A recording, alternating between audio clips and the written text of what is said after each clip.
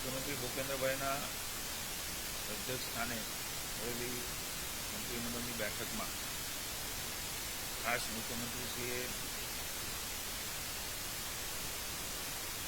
નિર્ણયો કર્યા છે, ચીફ સેક્રેટરીને સૂચનાઓ આપી છે. ખાસ કરીને સરકારી શાળાઓ એમાં ટોયલેટ બ્લોકની મરામતે સમયાંતરે થતી હોય છે, પણ વ્યાપક જરૂરિયાત હોય એની સઘન મરામત કરવા માટે એક ઝુંબેશ સ્વરૂપે તમામ માહિતીઓ એકત્રિત કરીને સ્પેશિયલ કેસમાં તરત જ એમાં સેનિટેશન હોય, ડ્રેનેજ હોય, પાણીની વ્યવસ્થાઓ હોય, આ બધી જ વ્યવસ્થાઓ જોઈને તરત જ કરવાની સૂચના માનનીય અધ્યક્ષશ્રીએ આદેશ કર્યો છે. જરૂર પડે ત્યાં રંગરોગાન કરીને પણ એ વ્યવસ્થાઓ કરવી. આપણે સૌ પેલા ઘણી વખતથી જાણીએ છીએ કે નદી નાળામાં સાફ સફાઈ ઉપર વિશેષ ભાર મૂકીને કોઈ એમાં ગંદકી ભળી જતી હોય તો એમાં ખાસ કરીને મુખ્યમંત્રીએ કહ્યું છે કે કોઈ એમાં કારણ હોય તો શોધીને એનો શું ઉપાય છે એ ઉપાય પણ ઝડપથી કરવામાં આવે અને સઘન ઝુંબેશ તરીકે સમગ્ર રાજ્યમાં નદી નાળામાં જે ગંદકી થાય છે એનો ઝડપથી ઉકેલ કરે એના માટે પણ દિશા નિર્દેશ કર્યા છે. એ જ રીતે હવા પ્રદૂષણ ઘટાડવા માટે થઈને અત્યારથી જ એલર્ટ થઈને આવનારા સમયની અંદર પરિસ્થિતિઓ નિર્માણ ન થાય એમના માટે એક એક્શન પ્લાન તૈયાર કરવો. રોડ એન્ડ બિલ્ડિંગ વિભાગ હોય, પર્યાવરણ હોય,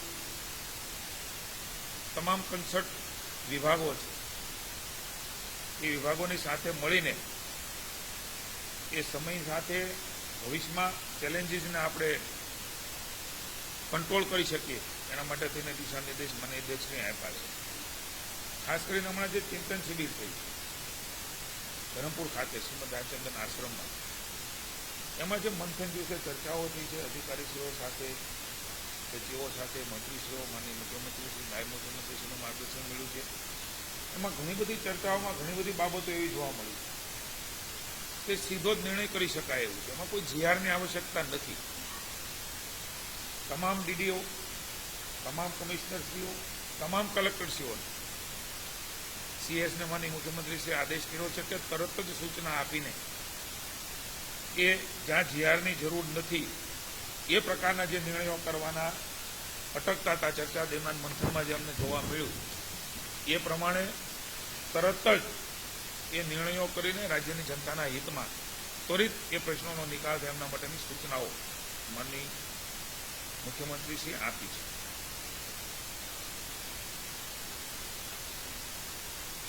જે પ્રકારે કમોસમી વરસાદ થયો છે એની કેટલીક માહિતી હું આપના ધ્યાને મૂકવા માગું છું કે આજ સુધી સહાય મેળવવા માટે 29 લાખ જેટલી અરજીઓ ત્યાં આવી છે. 11 લાખ જેટલી અરજીઓ એ સ્કૂટીની થઈને ફાઇનલ પણ થઈ ગઈ છે.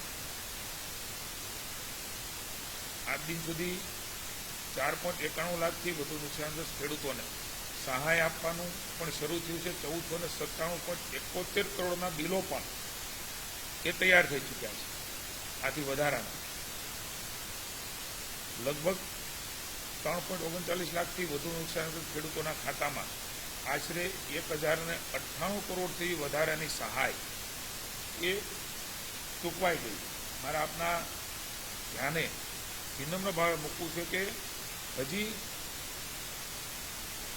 એ ફોર્મ મેળવવાનું શરૂ છે, ફોર્મ ભરવાનું શરૂ છે.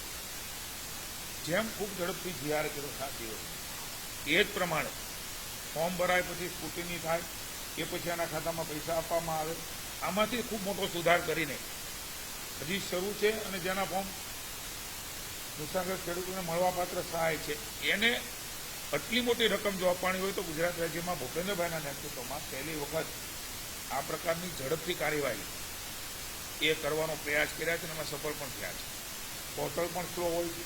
10,000 કરોડનું પેકેજ દિવસો જ વધારે ન જાય એમના માટે એને પણ અપગ્રેડ કરવાની સૂચના મારા વિભાગે આપી છે. મેં ચર્ચાઓ કરી છે.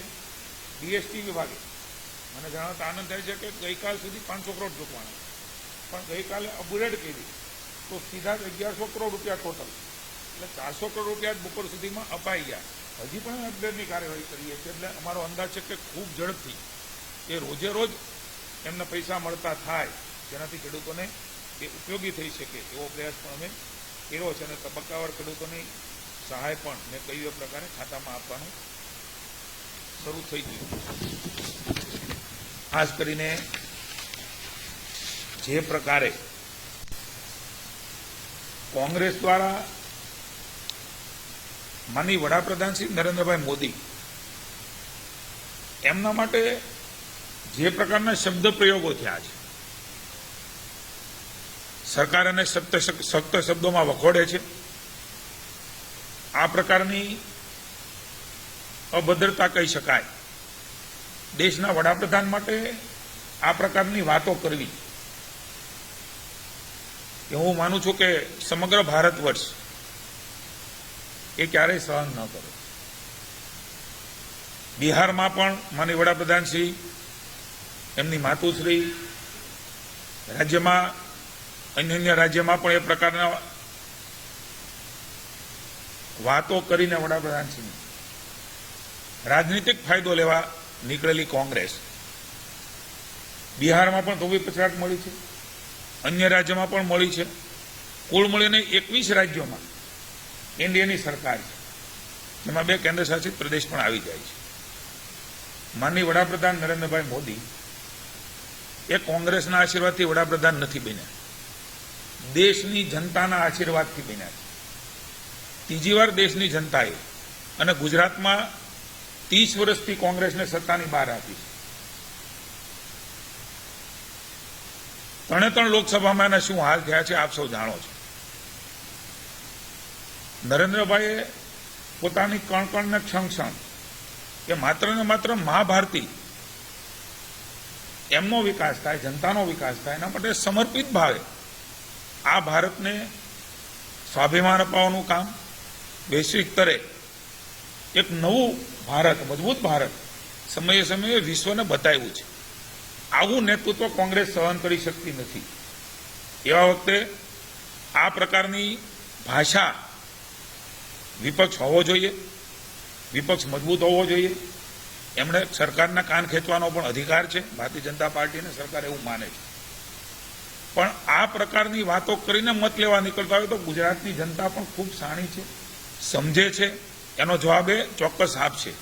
પણ હું કોંગ્રેસને પૂછવા માંગુ છું, આ પ્રકારની ભાષામાં કેન્દ્રની કોંગ્રેસ આદરણીય ખડગેજી અને આદરણીય રાહુલજી એ સંમત છે? એ ટ્વીટ કરીને જણાવે. ન હોય કે હોય, ગુજરાતની ચિંતા કરે છે. ગુજરાતની ચિંતા એ પહેલેથી કરે, પણ જનતા કોંગ્રેસને ઓળખે છે.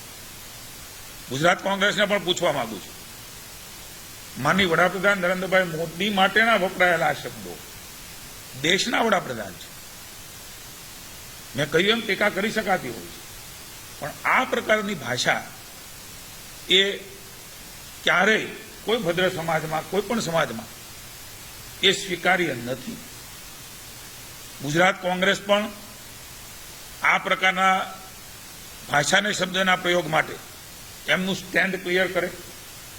ગુજરાતની જનતા જાણવા માંગે છે કોંગ્રેસના વિચારો, માનસિકતા એ કેવા પ્રકારની છે. આવી પણ હું માગણી એ કોંગ્રેસ પાસે કરું છું.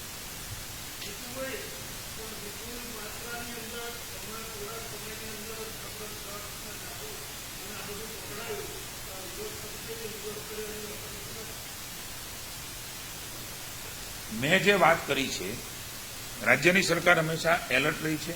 રાજ્યની સરકારે કાયમ પકડવું એ જ ઇટ સેલ્ફ રાજ્ય સરકારની એમ કહેવાય કે વૃત્તિ બતાવે છે, રાજ્ય સરકારનું કમિટમેન્ટ છે. અને એટલા માટે તો આ બધી વસ્તુઓ થઈ રહી છે. ભૂતકાળમાં પણ થઈ છે, અત્યારે પણ થઈ છે, ભવિષ્યમાં પણ થશે. રાજ્ય સરકાર ન ધારે તો આ પ્રકારે થઈ શકતું હોતું નથી. રાજ્ય સરકાર એમના સ્ટેન્ડ ઉપર અડગ છે ને અડગ રહેશે.